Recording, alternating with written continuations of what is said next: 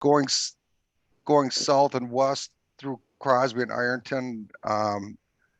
There's going to be some reconstructive work, but most of it's going to be resurfacing and new curb and sidewalk getting installed. Big parts of the project is repairing and replacing drainage structures to improve drainage through town. And a huge part of a project like this through town is making the two towns ADA compliant. So that's new upgraded sidewalks and pedestrian ramp facilities. So it'll be a lot more accessible to any handicapped people and pedestrian access in general through town when the project's completed. Schedules and detours, they're very tentative. So we really don't have a solid date on when we're going to get started this spring. It's all going to be weather dependent. If we can get an early start and the weather's cooperating for us, we intend to get the project started earlier. And that will, the sooner we start, the sooner we're going to get out of town and have the project completed. Hopefully we don't have any issues due to COVID with material supply issues. I know we've had a number of projects last construction season that had some issues with because of the pandemic, hit some of our suppliers that caused delays that were out of our control, and hopefully we don't run into any of that this year. But items like that and weather are out of our control, but we've put some incentives on the project to the contractor, so they will put additional time into working on the project. And if they get the project completed early, they'll get a monetary incentive for completing the project early. Okay, the map we have up now is showing one of the detours, and this is the truck detour. So it's basically utilizing the Deerwood shortcut. If you're not familiar with that, and feel free to chime in if you have any questions. That's going to be the identified truck detour.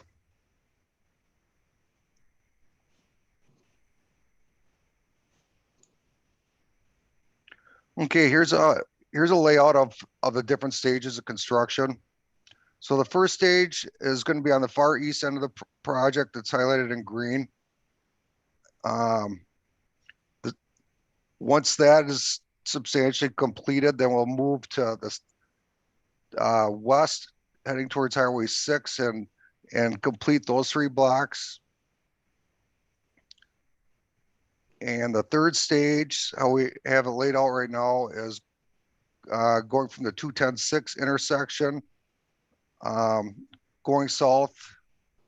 And then the final stage of the project will be the south end of Crosby and the work in Ironton.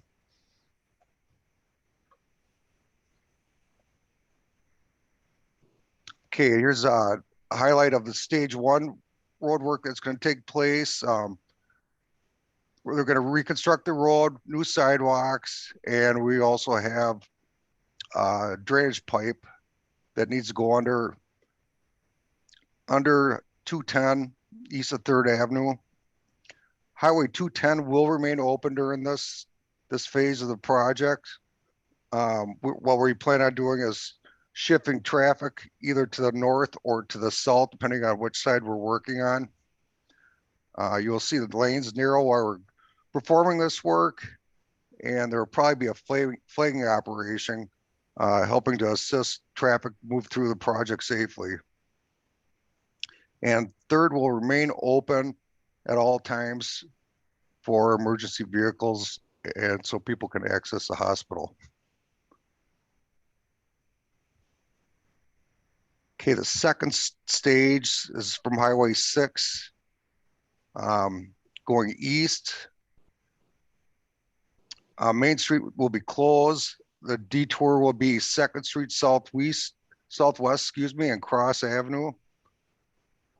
Sidewalks will be closed, and we will have pedestrian detour routes.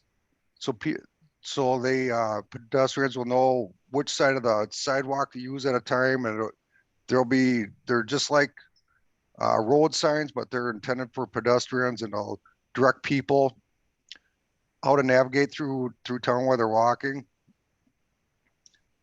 And the Highway 210 and Highway 6 intersection will be open to south traffic.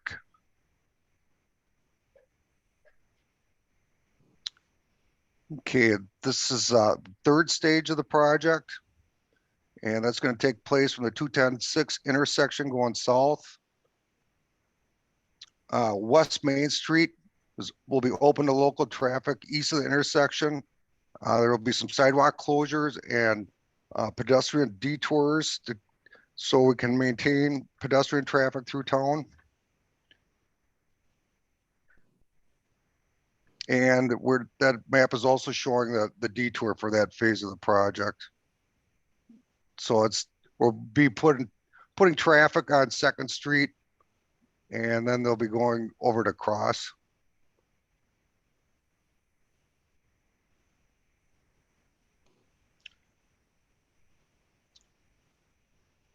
Okay, here's a big detour that we're going to be utilizing going through Cuyuna. When the Highway 210, Highway 6 intersection is closed, it'll be the detour that was used when the bike path work was completed 2 years ago, just north of town. So it uses County Road 30, County Road 31, and so if you're familiar with that or detour we used a couple years ago, it'll be the city used a couple years ago, it'd be the same thing. Highway 6 will be open to local traffic south of County Road 30 to the Croft Mine Park and the Cuyuna Trail State Park.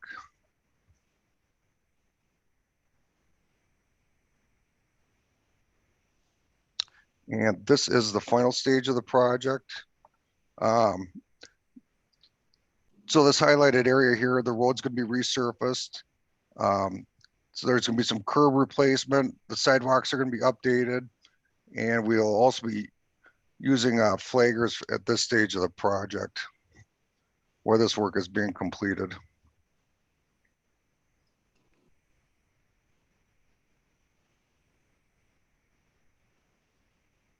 Oops, just lost my view.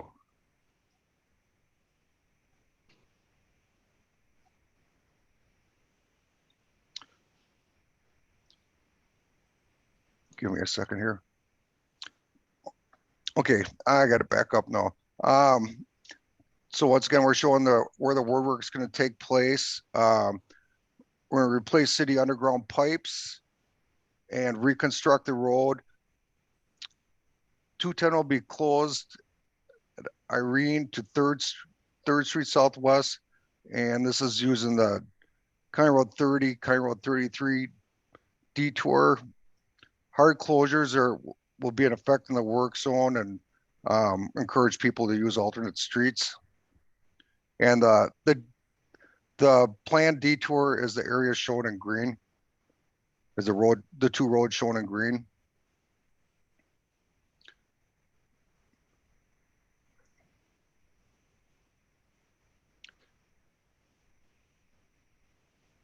And this will be the detour going north of town. Highway 6 through traffic to use County Road 30 from Ironton to north of Crosby. Includes Highway 210, Brandon to and from Highway 6 for through truck traffic.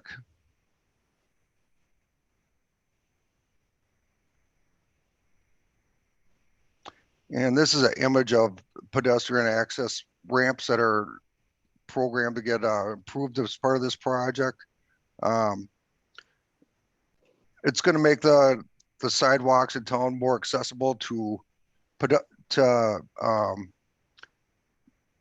people with wheelchairs and pedestrians in general. It's also be improve access for pedestrians who are visually impaired and you'll see a big improvement with the sidewalks through town when the work is completed. And there's an example of the pedestrian detour signs that we'll be putting up, rerouting pedestrian traffic through town when that work begins. It's very important for people to stay out of these closed areas, so nobody's getting injured, and to stay away from the construction activities. So what we typically do is we will be doing the sidewalk improvements on one side of the road at a time. And we like to coordinate this with the businesses, let them know what our schedules are, and also do what we can to provide access to the businesses while this work's being performed. So we'll have detours, and what we typically do is keep one side of the road open at a time. And we'll be working with you as the project progresses, make sure people are able to access your building, and we'll have personal conversations with you and make sure the business owners are aware of what's happening and when it's going to happen, and give them a heads up so they're prepared for when the sidewalk work is taking place in front of their business. Access to businesses and residences will be maintained and open at all times. If possible, that you may have to use a side street or alley or other entrance for a short amount of time until the concrete work is completed and the concrete has a chance to cure. There may be gravel surfaces or bituminous surfaces temporarily in place. And there'll be some rubber mats or other things too to make sure that there is access to businesses. Correct. That was one of the questions.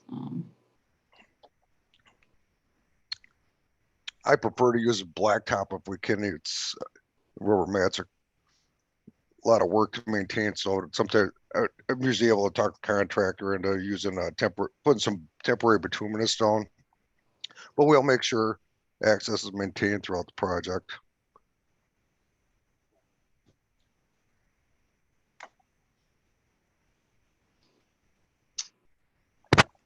I'm going to pipe in on this one.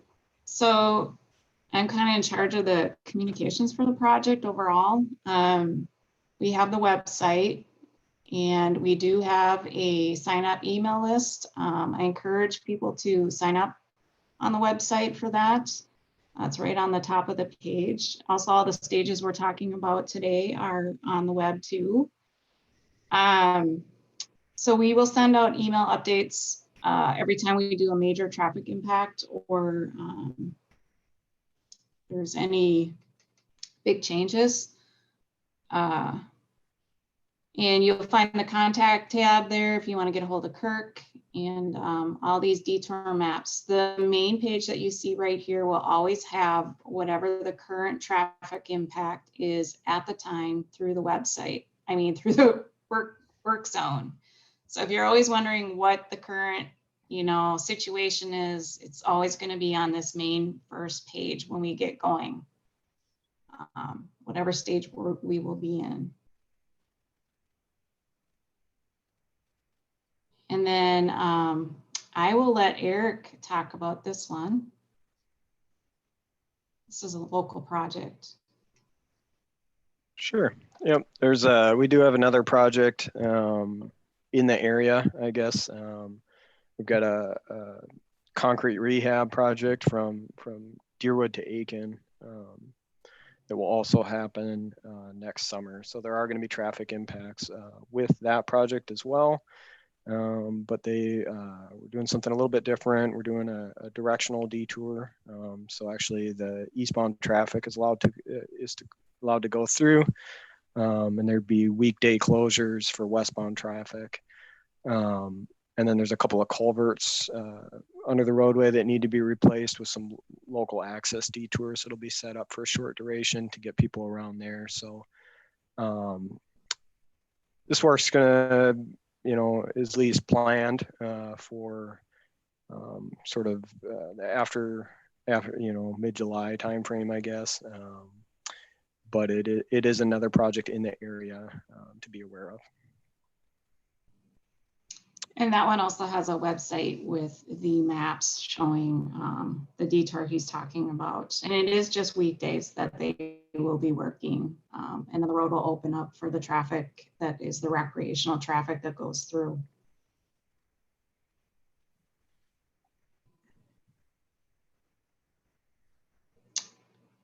The other thing, Kirk, did one of you guys want to talk about the 4th of July parade too? I believe that we had that on. So I believe the 4th of July parade is what's in red here, right? Yeah, so we've, for years we've talked about the parade and how the parade will be impacted, how the 4th of July is going to be impacted. And, MnDOT tried to listen to and accommodate where we're able to. Of course, the parade route is basically the project, almost a project length. So it's not all going to be possible, but in conversations between the city and with construction staff, it appears that we're going to try to accommodate essentially a shortened parade route. Basically as shown in red. So that is the goal, to accommodate that, as I understand. So there will be a parade. Yes. So that's important, just to let you guys know that. Now, are there any questions?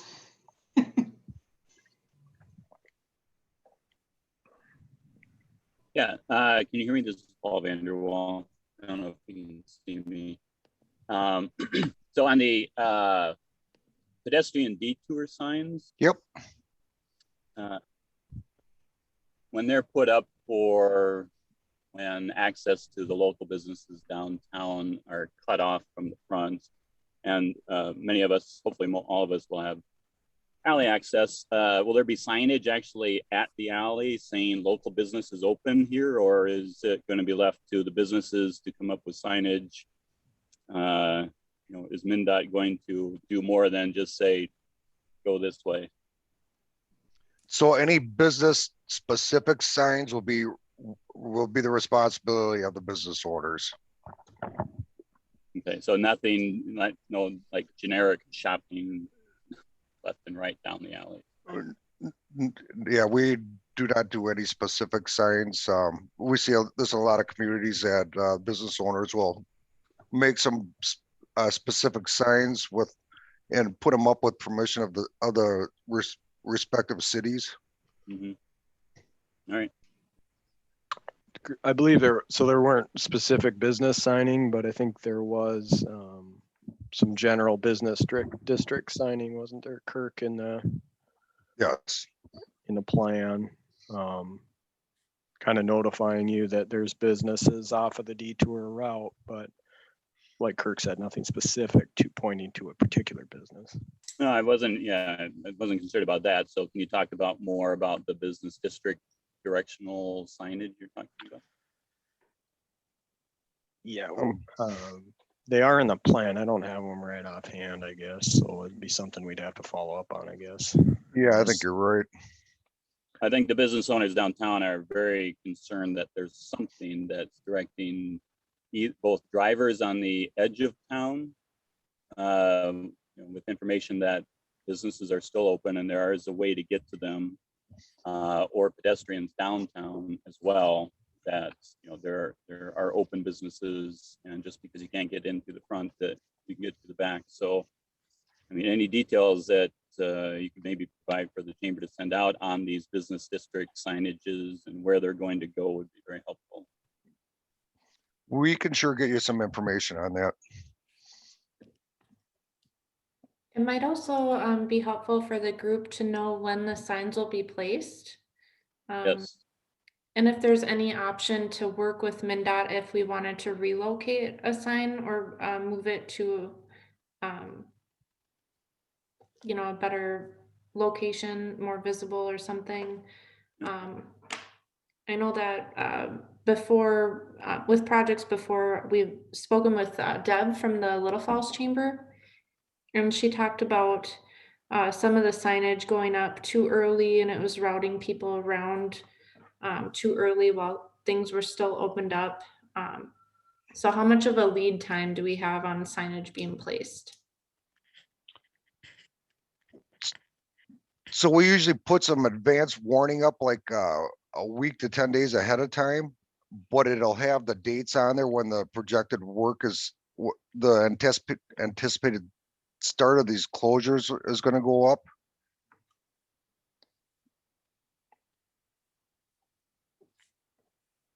And we will also be notifying the public through, I'll work with Jenny to get notification out on both the email and another thing I like to do, I don't know if there's anybody available for interviews to interview me as the project goes on. I do that in a lot of communities, so it gives another avenue for people to keep up to date on anticipated work and schedule updates on how the project's going. Yeah, Kirk actually did the Little Falls project as well. And he interviewed each week with the Morrison County Records. So that's what he's kind of, and they were very proactive. They had their own logo, and they did an awesome job of putting, you know, those type of signs in their windows. And yeah, very impressed how they did that project. And the other part of the question was, you know, can we work with you where the sign locations go? If there's any concerns throughout the project, please contact me. We're more than happy to work with you to try to get everybody through this as painlessly as we can. So yeah, feel free to contact me if there's any concerns or any suggestions, or we're all ears. And if there's accommodations we can make, we'd be happy to do it. Some we may not be able to. I can't promise everything, but we're sure happy to work with you to try to make this go as smooth as possible. Hey, this is Go ahead. Sorry. this is Doc Arndt. I've got, I guess, a question. I did put it on the chat, but you know, given normal year and you know, knowing that, you know, we are going to run into some rain and inclement weather that will slow you down, what is your projected start date, and when do you what are the durations, particularly for phase 1 and phase 2? Okay, so that right now the scheduled start date is May 3rd. If we get a decent spring and it turns out to be a nice warm spring, and the contractor's got his staff on board, I'd be very open to letting the contractor start earlier. The earlier we get them in there, weather permitting, the earlier we're going to get the work completed. General rule, the different stages are given, we've given the contractor 24 calendar days to complete the different stages. Okay. So Kirk, Kirk, when I do think you think that first detour will be? Like in the downtown area, you think it's going to be like June at the earliest? Yes, yeah, June. Yeah, so you guys won't even have a detour in town until June, which is, I don't mean only, but like Little Falls, they started with a detour in April. So that's one thing that's kind of good about your project. The other question I have, and I apologize, I haven't looked at the plans in detail. How far back on the lateral streets are you replacing sidewalk at all? Pretty much just around the radius. I don't believe we're going back very far on any of the streets. Eric, you can correct me if I'm wrong, but I'm looking at some of the plan sheets right now, and it's. Yep, that's mostly the case. You know, it's really what we need to get the ramps in, get the sidewalks and the drainage to match in on the side streets. Typically, there might be exceptions to that, but one thing we did, and I encourage people to look at, because it's COVID, we're not doing our regular things in person. We really tried to get a lot more information out on the website. Some of it you're seeing in the PowerPoint, but there is, if you go to the website, you go to, I think it's under the traffic area. If you go to the very bottom, there's, we made colorful layouts of the project plans. So you can zoom into your area of interest, and there's, they're big PDFs. I mean, they came from the construction plans, but you can zoom in and kind of see in the area what's going on in your specific area of interest. Are there going to be any significant grade changes to the pavement? Not really. Just subtle changes to make, like cross slopes work out better on sidewalks and things like that. Sure. Not the kind of thing that you'd really notice.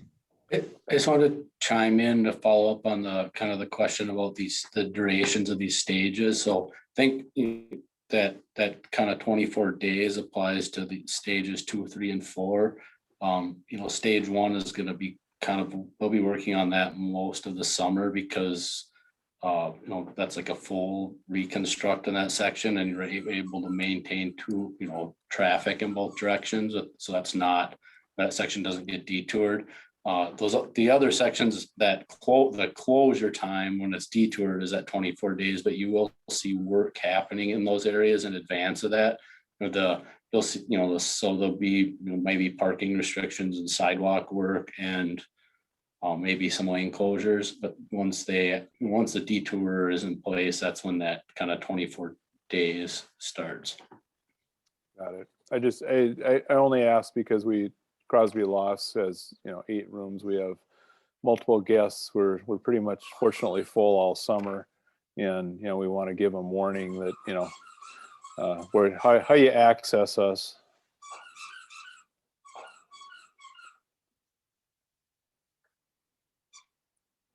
That's probably where signing up for those email updates is probably gonna be pretty useful for you. I already did. Thank you. Yep. I wanted to piggyback off of Paul's question, and it's kind of maybe asking for advice. I'm curious from your standpoint if it's better for our community to try to encourage people to come to our front doors or use the alleyways. You've all mentioned that there's going to be some way to get to our front doors, but it kind of might be hit and miss, and it might be on one side of the street and not on the other. The problem with our alleyways is that our trucks for food and deliverables are using the alleyways.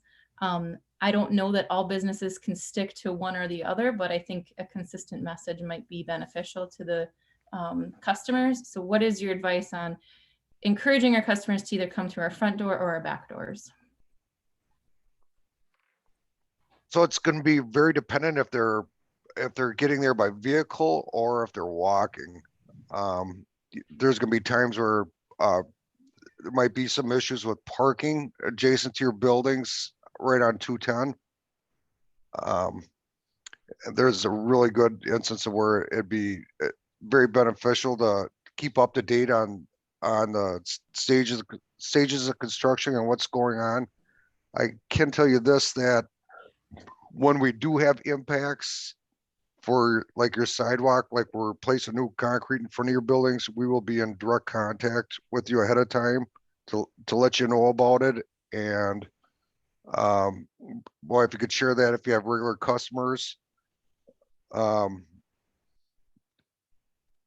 I know that's not always the case, but one way or another, we'll keep access open. We'll try to through your main usual access. That's going to be our goal throughout the project is your business access that's right along 210. We're going to try to keep that open as much as possible. And you feel like that'll be safe? Like I understand there's going to be big equipment out in front of our business. I think about, is it better just to say, let's make the back entrance, if you so have them, try to be your main entrance? Or are you saying that it'll be safe and accessible majority of the time? well, we're gonna try to keep it open the majority of the time. You know, it's really varies depending on the business, what they have for access and parking off the alleyway. Mhm. So it's hard to make a broad statement, say that it'd be good for all businesses. If you have ample parking back there and good access, that would be great if they could uh, access your business that route, and then it wouldn't be a concern dealing with any construction activities. But I don't think that's going to be the case with everybody. They're going to have good parking and access from the alleyway. I don't know what your situation is. If you do have good parking and a good entrance via the alleyway, yeah, then I'd encourage them to go that route. Yeah, it does depend on the type of business. I remember in Little Falls, for instance, if the one guy was a karate, had a lot of students that came in and they just made their back entrance be the main entrance for the whole summer. There was another business that sold kids clothing and games, and they had a big parking lot in the back. So they did the same thing. So it really depends on your business, if you have it or don't. And, you know, like Kirk had said. I just think it sounds intimidating to think of digging in front of the business and have, you know, I don't know if it's a 2-foot path in front of our business in the front or a 6-foot path in front of our business. I just have no experience on what to imagine there. So I guess that's, if there's a picture or anything that you can supply to us so that we understand what accessibility will be from our front. Or if not, then I don't think every business wants to go and say, here's how to get to my business. And then that's 20 to 40 of us communicating to the public on how to get around. I think it would just be beneficial to us all to say, there may be times you can access our front, but in the short term, use the back entrances if you're coming or not. And maybe if it's a 6-foot path out the front, then I'm all for telling people to come through. But again, if there's loaders and pavers and major equipment out there, it sounds a little intimidating to some of my elderly customers. I think maybe when the sidewalk work is happening out there, Kirk, is probably fair. I mean, if we're closing something in the front, we have to close the front to access someone. Well, that someone's going to come and probably talk to the business owner before we do that. Is that Absolutely. And when the road is closed, people won't be able to park there. They might, if you don't have a back access, then we'll have to, we will have to maintain some sort of access through the closure. But then the sidewalk is kind of, a different story. It's like, we're going to do that in different pieces. And, we kind of have some different ways of getting people to your door. And it's, it might be, something different for each business, but that's something that, our contractor has to kind of give us a plan to do, and we'll approve that. So, it's not, we're not going to just show up and have it all tore up out there. I think, someone's going to come and touch base with the business owners before that happens. That sounds fair.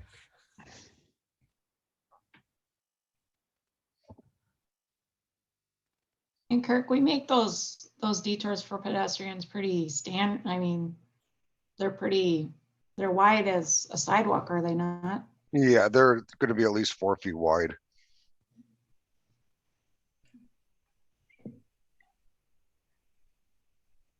I think a long time ago we heard like, well, we might put pallets out there or something, or maybe that was just mistakenly communicated. So I think all along what the entrance will look like to our fronts. I mean, we've also been told there'll be no entrance to our fronts. So the communication has been altered throughout the years. And it's also, we've heard of other communities that just try to dress up their back doors and make sure that everyone knows to try to go through theirs, but we know that some businesses don't have those. So we're happy that there's front entrance. I know that a lot of people were very relieved to know that you guys will be making sure our customers can still get to our front doors. I promise you, we will not be putting traffic on pallets. Right. Foot traffic. I didn't mean driving traffic. I meant foot traffic. Yeah, me too. Yeah, that will not be an option. Okay. Yeah, that's part of us being here today is, sometimes it's better to ask these questions from the source rather than, people that think they might have an answer. It might not really be the answer. So. It alleviates a lot of the fear. Good. Really good. One of the questions that I had for the chamber specifically was in the summertime, we hold events at the Memorial Park by Serpent Lake in Crosby. And what will access to those look like? Will there be notice, around detours on how people can get in and out of the parks? And our concert series is every other week throughout the summer. And then we've also got the powerboat races.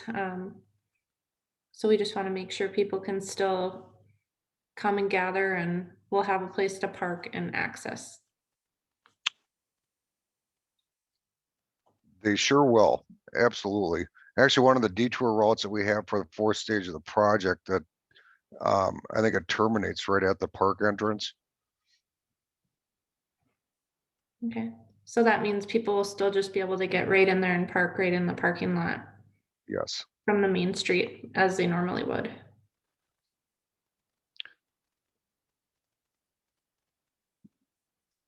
Okay.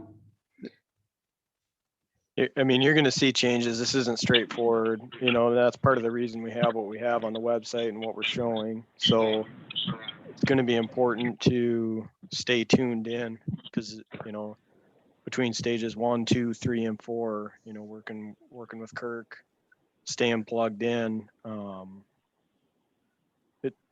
It's not just one thing is going to happen, right? It's going to be evolving over the project, but there's a reason that we did those stages is they accommodate different things. They really lessen the burden or attempt to lessen the burden of certain stages and also just really try to get this thing done in one season. So it's going to be a thing you have to stay tuned in for. That's where it's going to be really beneficial to have access to see where we're working on this online version. And yeah, there might be different ways at accessing the park depending on what stage and where we're working at the time.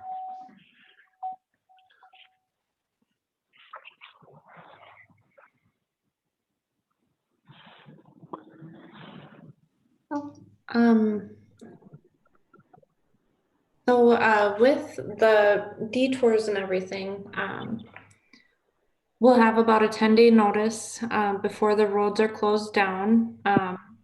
It sounded like we could get connected with our local media and have them do weekly updates. The chamber has talked about starting a Facebook page that would put out communications like this. So we could share the updates that the newspapers write up or share anything that MnDOT is posting, or if there's any upcoming changes to the website or any update. If someone could just let us know in a timely manner, and we can just post something about it so people could start following along, and gives them a platform to kind of discuss things and bring up issues, and then we can relay that back to MnDOT. Was kind of my idea with the business Facebook page communication. So that's a great idea. We've seen that in other communities too when we've done work similar to this. It can be very beneficial. I think the more ways we can get this information of what's going on and how it's affecting things, it just helps keep people informed. So that's great. And Jenny, you had mentioned the Little Falls Chamber example Facebook page. She sent me a link to their the Big Dig where they had posted all their updates throughout the project. So I will send that out to the committee so you guys have an idea of the format that we're probably going to be following when we start pushing the information out.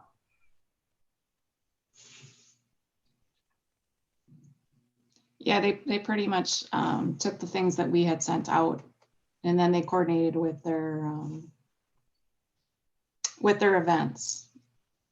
And they worked really closely also with, Kirk. And Kirk he'll totally work with you. So. Did anyone else have any questions for these guys while we've got them on the line? Hey, this is Matt. I had one question for you guys.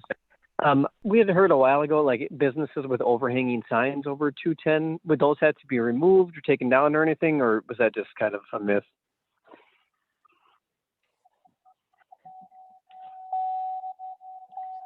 If there's any signs that are going to be in conflict with project, they should have already been contacted by our right-of-way department.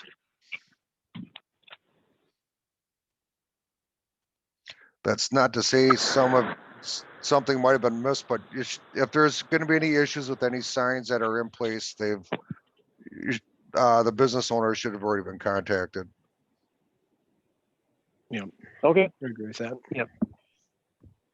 So yeah, I guess if I haven't heard anything, I'm not going to worry about it then.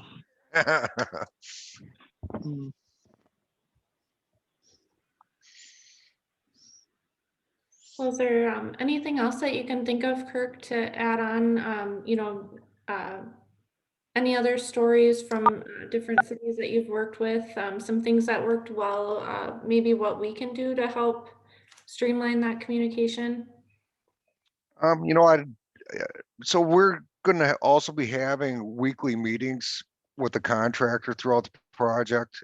A lot of times what I'll do after I'm done meeting with the contractor and get updated schedule, I will schedule a meeting with like the cities and representatives from the chamber, and it usually doesn't take too much of their time, but give them an update face to face on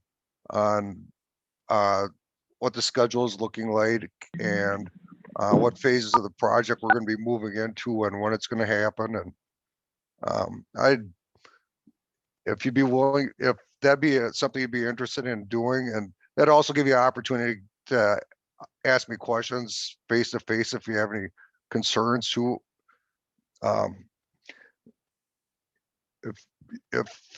If any of you would be interested in doing that, I'd be happy to participate, and just keeping a good line of communication between us while this is going on goes a long ways.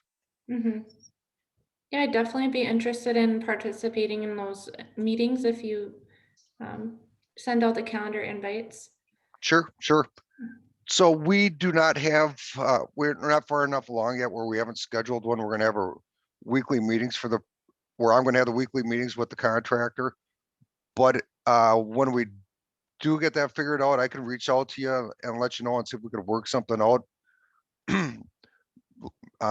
Probably be the best case be later that day, and so I can keep you up to date as much as possible.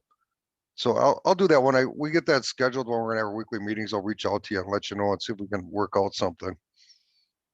Sounds good. It sounds very similar to when Aiken did their roundabout. Yep. I was working at the paper at that time, and I met with them after they'd have the contractor meeting and do a weekly update. With Matt. Yeah. Mm-hmm. Yeah, I was on that project too. Yeah. Yeah, so I think that a similar format would work great for this group, and just getting it out on multiple mediums in the local papers and on the Facebook page and on the chamber website. I'll have Courtney look into updating that so we can add a tab that's specifically for the Highway 210 project, so people can find the information they're looking for, or just link it directly to the MnDOT website. Since you guys, I was going to say, the website will have the most current information. So we want to push them to that too. all right. But I just want to, some cities have done some really creative, things like, naming an ice cream special or a coffee special, or, you know, having fun with, you know, construction themes and hot plate specials for, you know, the construction work zone. Or, I mean, it's kind of, you know, Googling and finding some fun examples, you know, putting hard hats on mannequins, or, you know, a cement mixer malt, or, you know, there's a lot of fun things you can do too that can entice people to, I think they even had a beer brewery made when they were in Wadena. I think it was Wadena Strong or Wadena, yeah. So it's kind of fun when you kind of Google some of what some of the communities have done, and they do get kind of creative. And that brings us kind of to the, you know, marketing aspect of it. That conversation will kick off tonight. We'll start talking about some ideas that the group has for, you know, kind of like a theme. I think we had kind of talked about the take the path less traveled, or things of that nature. But kind of get more into the details of areas of advertisement for those types of messages. And then, you know, our individual businesses just sharing their posts as they put things up too. The and when Pequot had construction going on, they did a campaign where they had printed out Find the Bobber, and then people took, it was a social media campaign, and they took, you would go into the business and you would take a picture with the bobber, and then I think you got some kind of discount, or you were put in a raffle or something of some kind, you know, and they would have the bobber somewhere in their store, and, you know, people shopping there would take a picture and then they post it to a Twitter account. And so that was kind of fun thing that they did too. So. Yeah, our board has talked about doing something like a miner's medallion and hiding that in areas throughout downtown Crosby and Ironton during the construction, and as a promotional aspect of it to get people in the doors and kind of shine a positive light on construction. Yeah, that sounds great.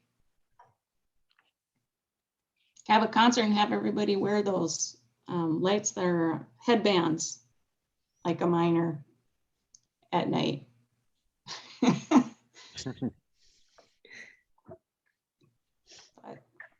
Right. Yeah, you definitely have a unique area with your biking, and yeah, it's pretty.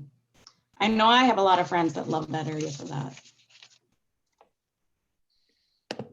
Yeah, there's definitely a lot to do in the Crosby area, and we definitely want to keep the tourists flowing throughout the summer. It's our busiest season. Our businesses really need that business this year because of, you know, COVID was a hard hit last year during a lot of the, you know, Memorial Weekend, fishing opener, all those larger traffic weekends got hit last year. And then this year with the construction, we really need to make it clear that we're open for business and that people can access us. So we'll look forward to working really closely with you guys and keeping everyone updated. Sounds good. Do you by chance happen to have like a list of when all these bigger events are in your town that you could email me? Yes, I can do that. Like when you think the biggest traffic will be in town, then we can at least have that on my radar. I'll put it on my calendar. Yeah, I will do that for the chamber's events, and then I'll talk with, you know, other people that might be hosting events as well. The city of Crosby does the Heritage Days and the 4th of July parade, and then the bike crew does a few events through the summer. Deerwood Civic and Commerce also has events. So I'll get a collective list and send that out to you. Yeah, just the biggie ones. Yep, that'd be great. Okay. I remember we asked for them when we were working on Highway 6, and that was helpful.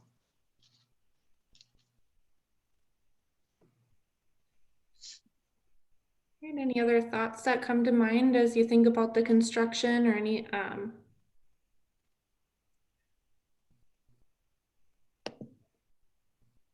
other issues that